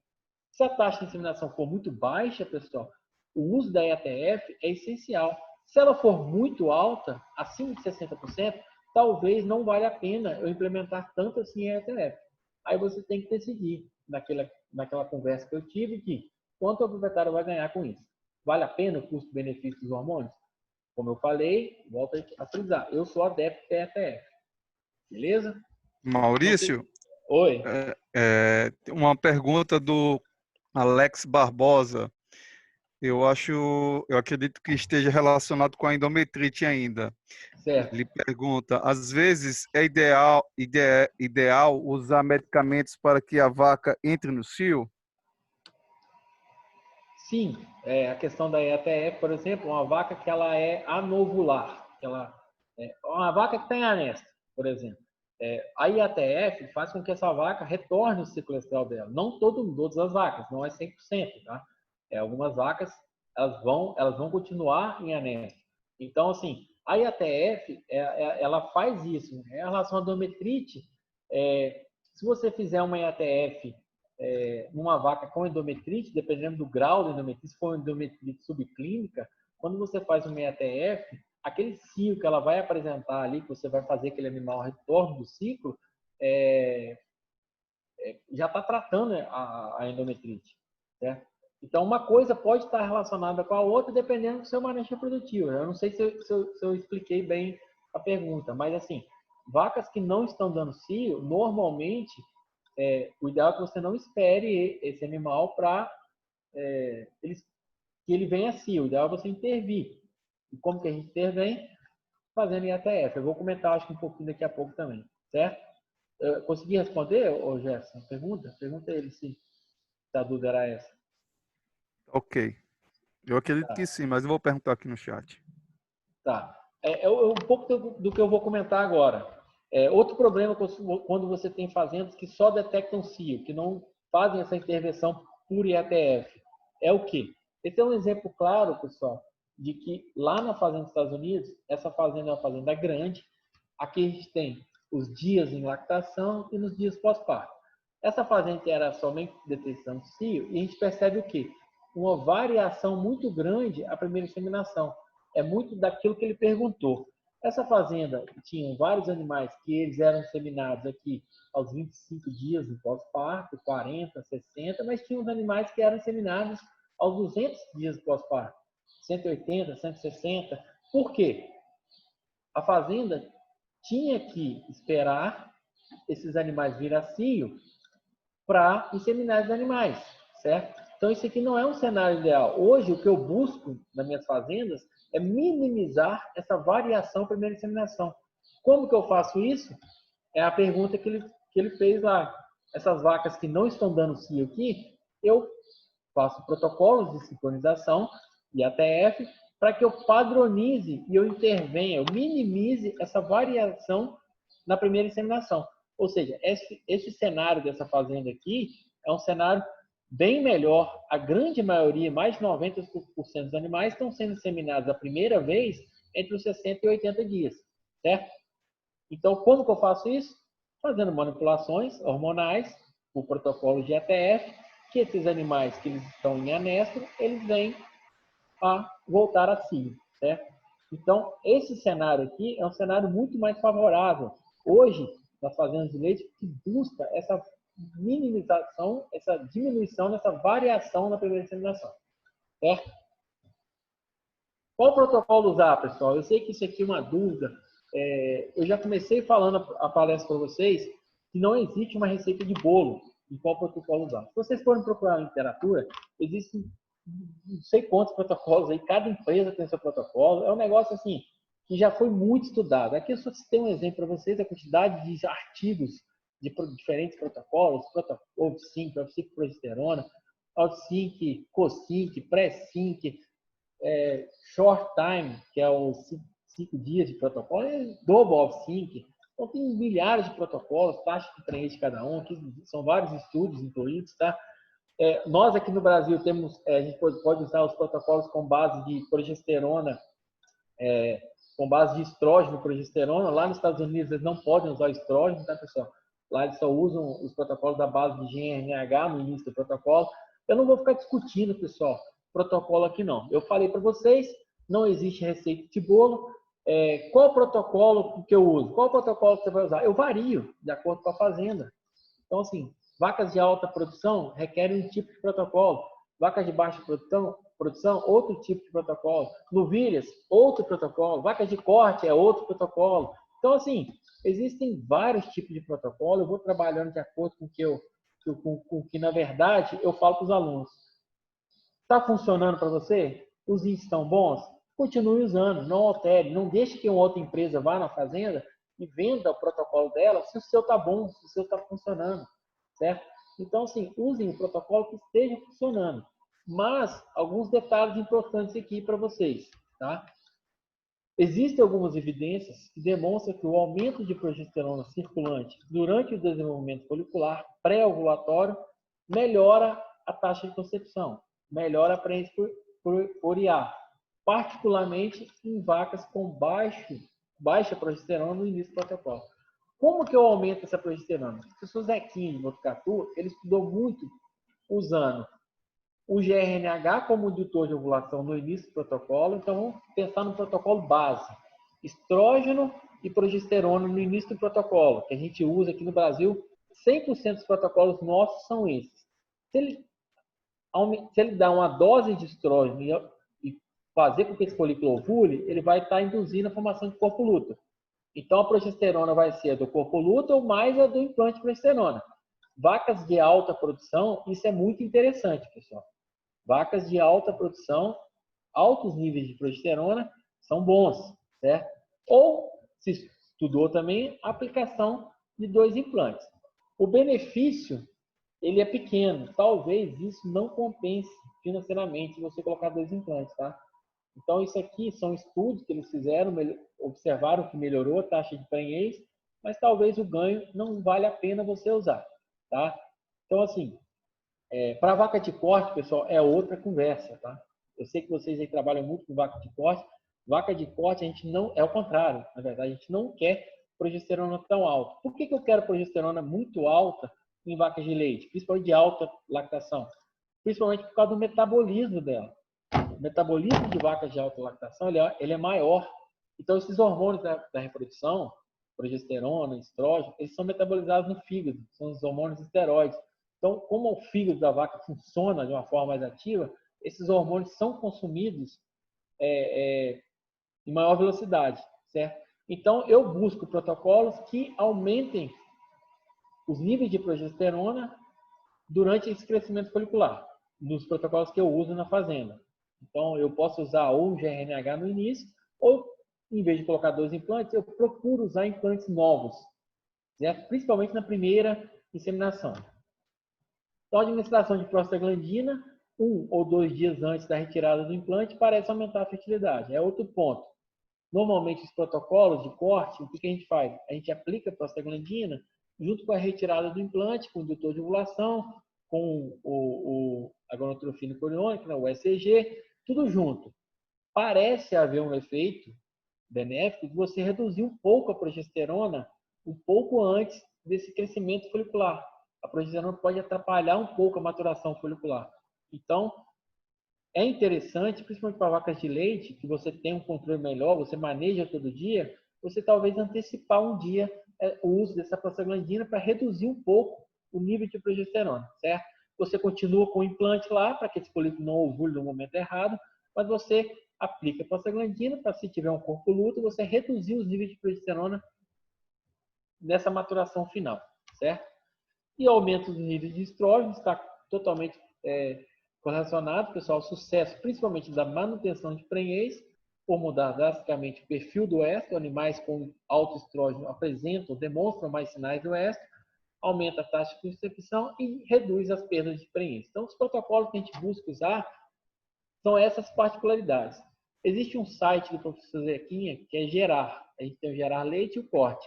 Ele tem um artigo no Gerar Leite, que é o site dele, que fala tudo isso que já foi estudado. Ele faz um compilado lá desses artigos, que as conclusões dele são basicamente essas aqui, em relação aos protocolos de vacas de leite, muito ligados à alta produção, certo? Um outro ponto, pessoal, que eu tenho que emprenhar os animais, que eu não vou comentar tanto com vocês aqui, é a questão da transferência de embriões, tá? A transferência de embrião, ela pode ser usada, pessoal, como um método de você emprenhar os animais, e é um método muito válido, no caso de vacas de leite, principalmente quando a gente tem aumento da temperatura, tá? Quando o aumento da temperatura, principalmente no verão, épocas muito quentes, aí eu acredito que seja verão praticamente o ano inteiro, mas você tem aumento dos índices de prenhez quando você usa embriões e substitui o embrião por inseminação artificial. Então, aqui é um gráfico antigo já, essa discussão é antiga. A Bárbara, minha esposa, trabalhou muito com embrião lá com o Dr. Peter Hansen, na Universidade da Flórida. Ele trabalha muito com essa questão de embrião e estratégias de embrião de você usar, principalmente no verão. Por que as taxas de embrião no verão são melhores, pessoal? Porque você pula toda aquela etapa, você só coloca os embriões que são bons. Você só coloca os embriões que são grau 1, grau 2, blastocisto. O embrião ele já passou por todo aquele processo de fertilização, aquele ócito no animal, que ele sofre um efeito de estresse térmico. Então, o embrião que chegue àquele momento lá de blastocisto, ele realmente é um embrião muito bom. Então, quando você coloca ele já pulou etapas. Então, a fertilidade dele tende a aumentar um pouco. Nos períodos mais frescos do ano, normalmente, o embrião ou a inseminação, elas se igualam, tá? A taxa de prenhez. Então, você pode usar a transferência de embrião, principalmente como estratégia no verão. Eu uso essa estratégia aqui na fazenda. No verão, a gente tem uma tendência a colocar mais embriões do que no período frio do ano. A gente usa mais a inseminação artificial, certo? O que aconteceu de problema que eu vejo no embrião? Normalmente, as fazendas que vendem genética, elas querem só fazer embrião. Então, se você fizer só embrião, você atrasa e você emprenhar esses animais. Isso pode ter um prejuízo muito grande, tá? Aí a conversa que eu tive com o proprietário. Você quer vender genética ou você quer produzir leite? Depende do que você quer. Se você quer produzir leite, o ideal é que a gente emprenhe esse animal mais rápido. Então, você pode usar embrião, mas você tem que usar uma técnica de detecção de cio. Você não pode largar. A vaca vem em cio, eu não vou inseminar. Você só quer colocar embrião, o período que eu uso desses animais, ele é mais longo um pouco.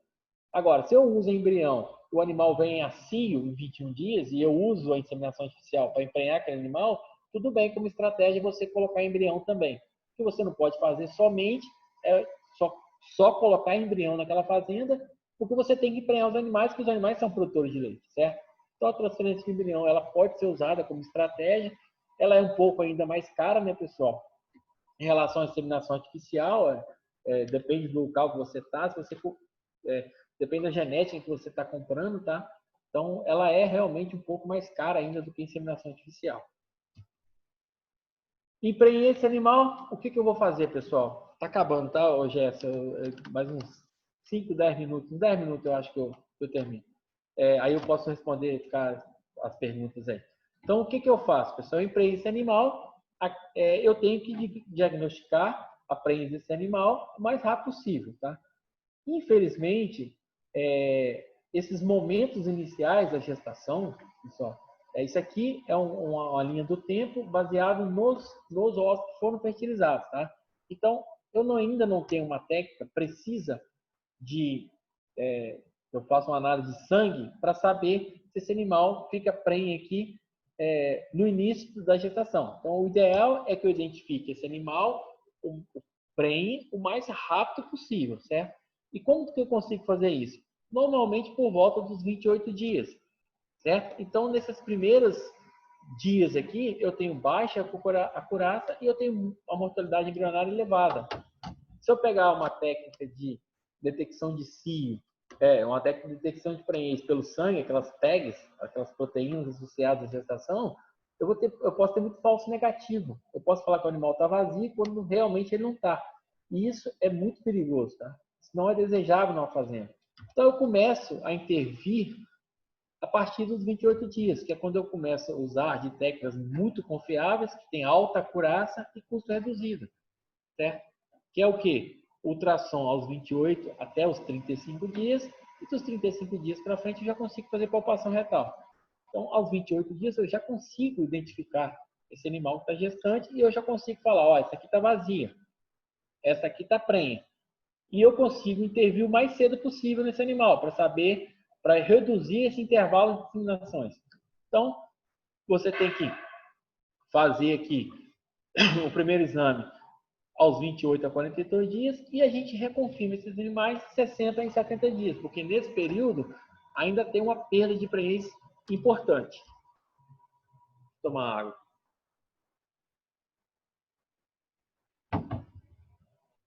Normalmente esse é o manejo que a gente faz. Esses 60 a 70 dias, pessoal, é um método muito rápido, é um método simples, palpação retal, e a partir daí diminui as perdas de pH e você vai fazer uma outra palpação no final, na hora da secagem dos animais. Só pegar uma água aqui e já volto. 2 segundos.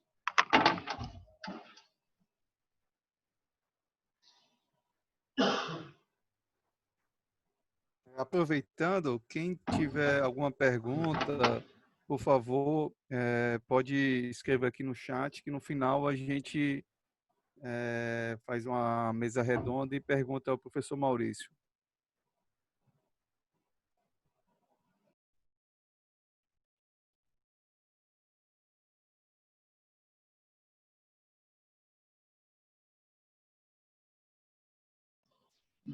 Então vamos lá.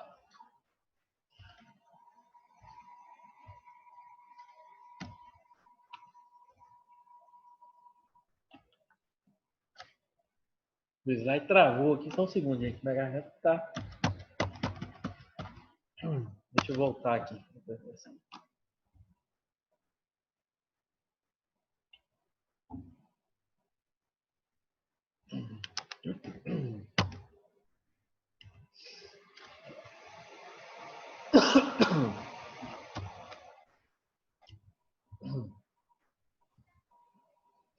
Então vamos lá. Baseado nesse diagnóstico de gestação, qual que deve ser a frequência de visitas?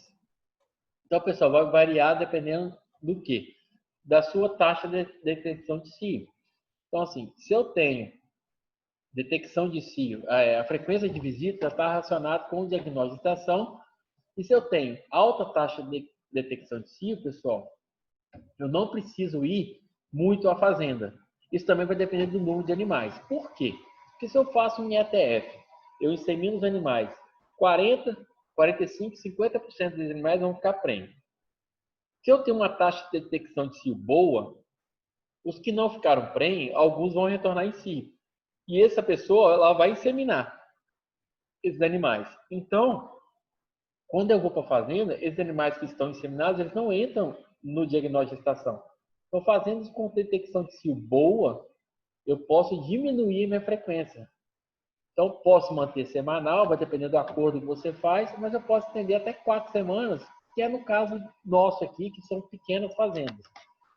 Nos rebanhos onde a reinseminação é totalmente dependente da IATF ou do diagnóstico de gestação, o ideal é você aumentar essa frequência de visita, tá? Então, rebanhos onde a reinseminação é dependente de diagnóstico de não gestantes ou totalmente de IATF, o ideal seria você aumentar a frequência aí para 2 semanas, pelo menos, certo? Então, vamos lá. Em qualquer inseminação artificial, de 25% a 45% do rebanho se tornam gestantes da primeira inseminação, os outros 55% a 75% precisam ser inseminados. Então, tem que fazer estratégias para minimizar o máximo possível essa variação entre inseminações. Então, o objetivo é reinseminar a vaca não gestante o mais rápido possível, certo? Ou, até que essa vaca retorne em si, ou ela seja diagnosticada, você não pode fazer nada, tá? Então, o diagnóstico de gestação é extremamente importante, ele deve ser realizado o mais cedo possível, desde que 100% das vacas estejam realmente vazias. Eu falo isso aqui porque acontece muito da pessoa intervir naquele animal sem saber se ele está vazia. Então, um aborto iatrogênico, por intervenção, pessoal, é inúmeras vezes mais caro do que o benefício de saber que a vaca está prenha ou vazia, certo? Então, após a inseminação, o ideal é o quê? É eu reinseminar esse animal o mais rápido possível. Eu diminuir esse intervalo entre inseminações. Como que eu faço isso, pessoal? Eu tenho algumas opções. Então, opção número 1, não fazer nada e esperar o retorno espontâneo do cio. Pessoal, se eu sei que a vaca está vazia, eu não faço nada, eu espero que o animal venha cio, esse é o pior cenário possível, tá?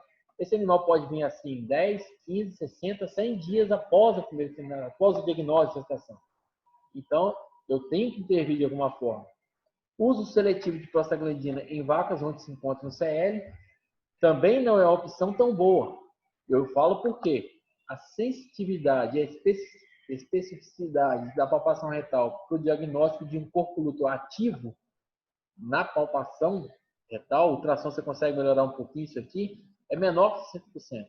Então, muitas dessas vacas que você vai aplicar a prostaglandina para alisar o corpo luto e ela voltar assim, ela não vai vir assim. Você pode usar o uso estratégico, todos os animais que estão vazios, você aplica a prostaglandina, ela pode ser uma boa opção em rebanhos que têm detecção de cio, e a ressincronização ideal é você recolocar todos os animais dentro da ETF. Eu fazia nas fazendas. O que eu chegava e fazia? Eu fazia o diagnóstico de gestação, todos os animais que eram identificados vazios com os animais que iam receber a primeira inseminação, eu colocava todo mundo no protocolo de sincronização e inseminava todo mundo novamente, certo? Então, essa eu acho que é a melhor opção, é você colocar todos os animais que estão vazios, confirmados 100%, num protocolo de ETF de ressincronização. O mesmo protocolo que você usa para a primeira inseminação.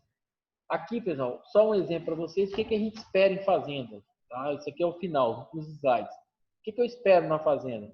Essa é uma fazenda também lá nos Estados Unidos, que a gente prestava, esse professor, ele tinha um acordo que ele fazia pesquisa nas fazendas, mas ele também acompanhava a reprodução das fazendas. Então, esse aqui é o número de vacas inseminadas e a média dos animais, a primeira inseminação.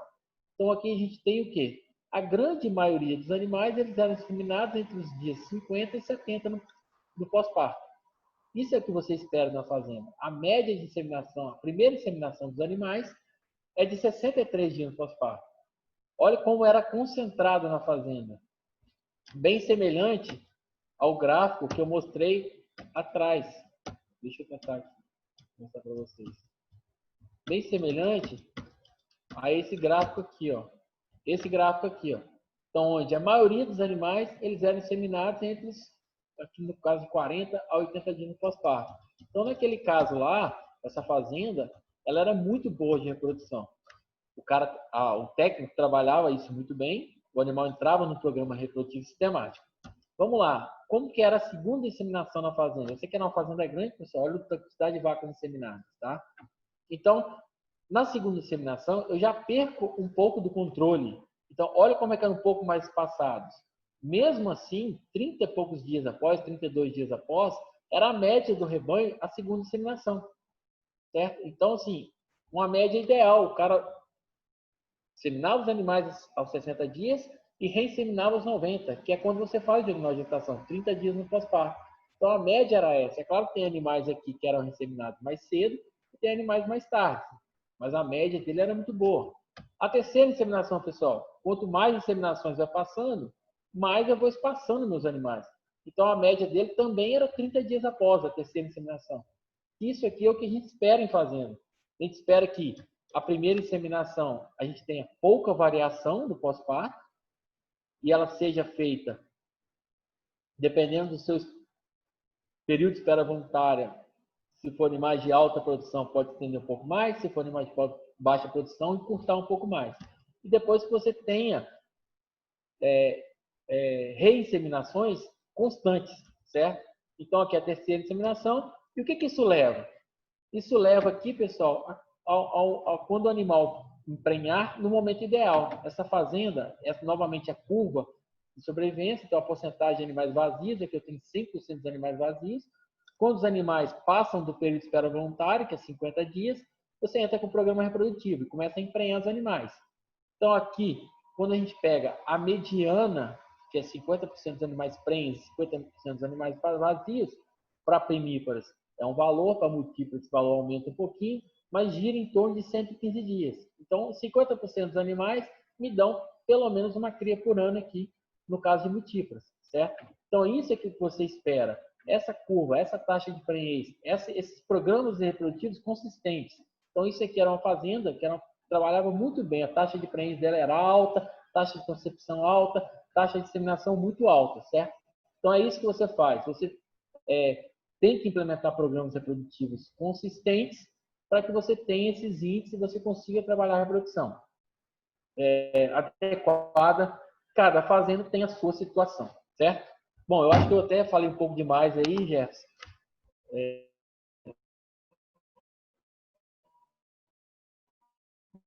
Novamente, eu queria agradecer aí, mandar o e-mail, alguma coisa.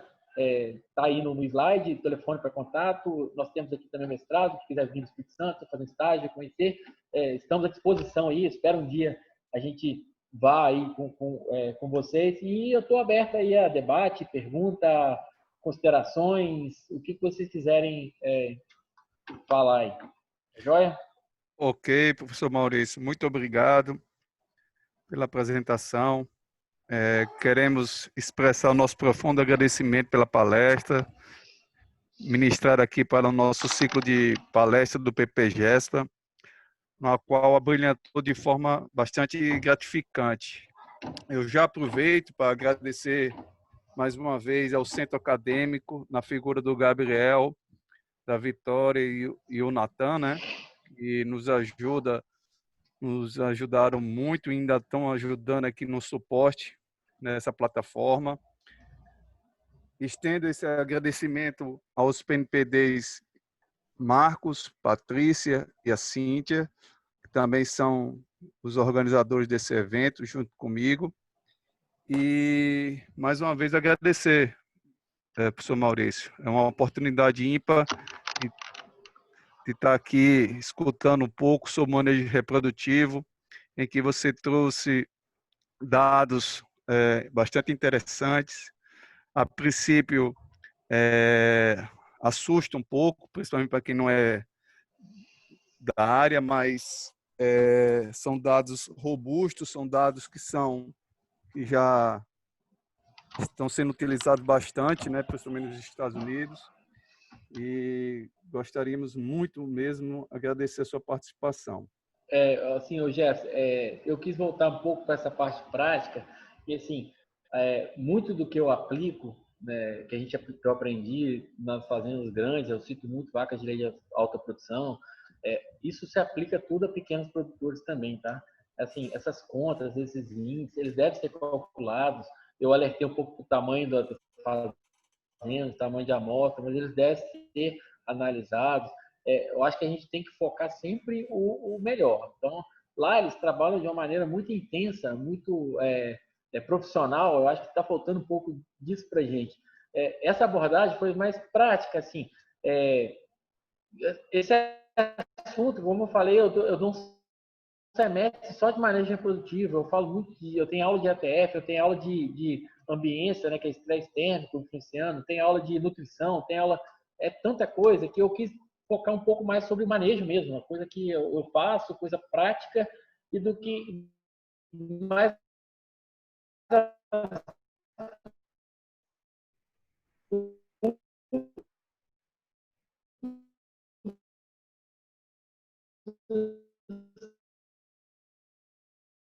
meus alunos têm, assim. Eu fiz essa pegada, oportunidade, mas eu estou disponível aí para perguntas e tudo. Deu uma travada aqui, Maurício, mas foi muito boa a sua palestra. Principalmente, eu corroboro com o que você falou nessa questão de ter um trabalho mais profissional no campo, não apenas vender protocolo de ATF, por exemplo, se preocupar num contexto geral do sistema de produção nesse caso da fazenda, né? Porque tudo está intimamente ligado. A reprodução é um dos segmentos. Nós temos os outros segmentos, que nutrição, sanidade, que também tem sua importância, e também essa questão do gerenciamento de custo de produção, para você saber aonde você pode cortar a sua despesa, onde você pode ter lucro. Não é verdade? Aproveitando, Maurício, eu tenho duas perguntas que da Tiele Giovana. Ela pergunta: com quantos dias é ideal a separação do bezerro da vaca após o parto, visando a maior produção de alimento? Nesse caso, leite, né? Então, na verdade, assim, ó, essa é uma questão que depende muito do seu manejo, né? A gente tem vários tipos de sistema. A gente tem aqueles sistemas em que aquelas vacas mais especializadas, a retirada do bezerro é na hora, né? No momento do parto, não tem quase contato nenhum. Inclusive, o colostro é fornecido de forma artificial. Você pega o colostro de vacas, você tem aquele colostrômetro que você banco de colostro e tal, que você administra, você tem um controle melhor de você estar fornecendo a imunidade do animal. A gente tem sistemas de vacas girolandas, que são mais estressadas, que não dão leite sem bezerro, tá? Então, isso aí depende muito do seu sistema de criação. Eu não vou te falar, igual eu falei, não existe receita de bolo para saber quanto que eu vou desmamar os animais, mas se sua vaca ela não produz leite sem bezerro, você vai ter que manter até o momento que você secar aquele animal. 6 meses, 5 meses, 7 meses. Se você tem uma vaca que ela dá leite sem bezerro, o ideal é que você tire esse bezerro o mais rápido possível. Então, assim, não tem uma resposta. Depende de cada, como eu falei, depende de cada manejo, de cada sistema de produção. Quanto de leite que eu dou, pessoal? Isso aqui é outra coisa que muita gente pergunta para mim. Quanto que eu forneço de leite para os meus bezerros? Tem muitos estudos aí na Europa, nos Estados Unidos, que pessoas estão falando em até 9 litros de leite. Eu falo assim, gente, mas como é que eu vou dar 9 litros de leite? Porque minha média aqui do Brasil é 5. Meus produtores produzem 12, 13. Como é que eu dou 9 litros de leite para um bezerro? Então, assim, normalmente o que as pessoas fazem aqui no Brasil, eles dão 4 litros de leite controlado, quando eles separam, tá? 6 litros. Quanto mais você puder dar, melhor. Mas, e no máximo em 90 dias, o bezerro ideal é que esteja desmamado, já esteja consumindo feno e ração concentrada. Se tiver algum professor de nutrição, de manejo de bovino, quiser acrescentar alguma coisa, tem problema. Isso aí bom, depende da fazenda, certo? Tá Isso eu bom. respondi a pergunta. A próxima pergunta é da Átila Adão. Ela pergunta: o responsável pelo implante do manejo reprodutivo da fazenda, né? Proporcionalidade também é responsável pelo manejo clínico? Eu acredito que ela quer saber se o técnico profissional que está responsável pelo manejo reprodutivo também é responsável pela Aplicação do hormônio. Isso. Então, essa é a pergunta que depende do seu nível de funcionário que você tem. Então, se você tem um funcionário que ele é altamente treinado, que ele faz um trabalho bom, que você tenha confiança, passe para o funcionário. Agora, se você não confia no funcionário, eu acho que as primeiras, quando você chega numa fazenda e não tem ATF, as primeiras inseminações, é ideal que você treine esse funcionário, que você faça essa aplicação dos hormônios. Que você realmente garantir que aquele protocolo está sendo feito de uma forma correta, certo? Então, depende da experiência. Quando eu chego nas fazendas, se nunca teve ATF, o ideal é que você faça e treine aquele funcionário da melhor forma possível. Se você vai numa fazenda que estão corriqueiramente usando IATF há muito tempo, você só vê como é que eles estão fazendo, se estão fazendo de forma correta, a primeira IATF ideal que você veja. Se eles estiverem fazendo de forma correta, você passa essa função para eles sem problema algum. Mesmo porque a inseminação de fazendas de leite, normalmente não é o veterinário que faz, a não ser quando ele sincroniza para ele ir na fazenda.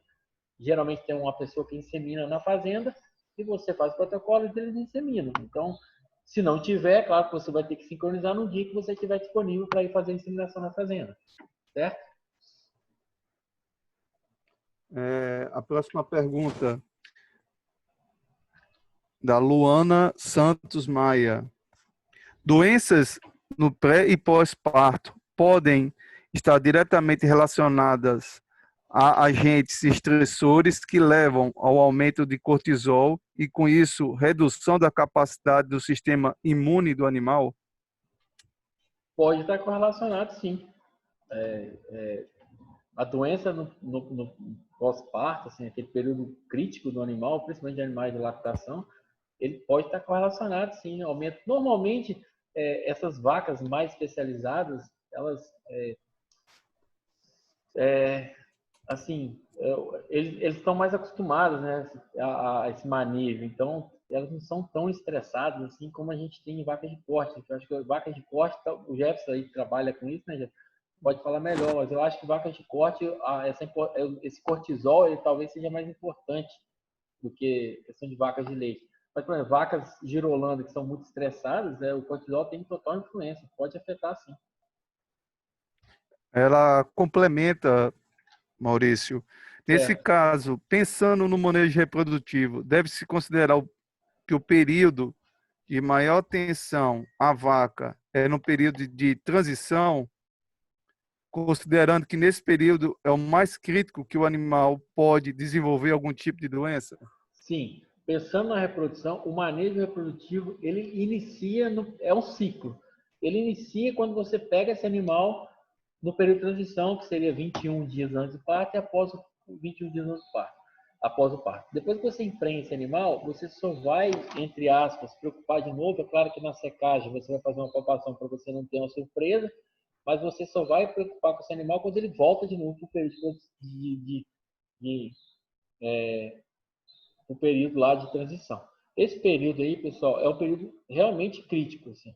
Há um impacto maior, além do estresse térmico que eu falei, da nutrição, tem, como o Jefferson comentou, existem muitos fatores que afetam a reprodução.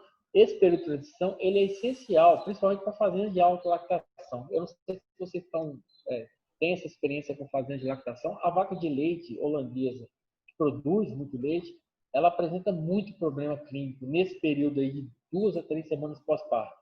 E é um período realmente muito crítico.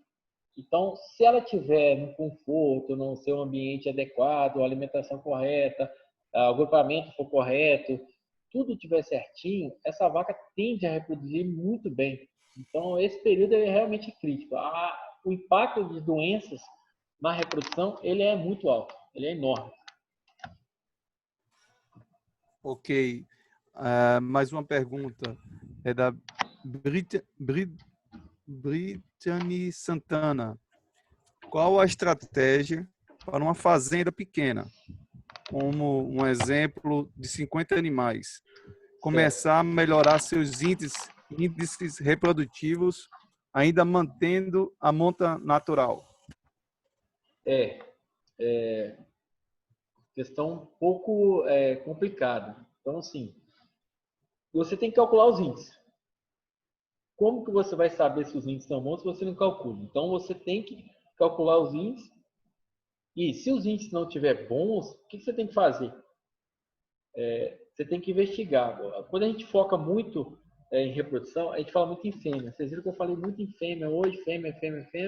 E o macho é parte importante do processo. Então, assim, se seus índices estão ruins, você vai ter que investigar na fazenda o que está acontecendo. Isso pode ser inúmeros fatores. A alimentação está boa? Está correta? A mineralização está correta? O processo os animais estão bem?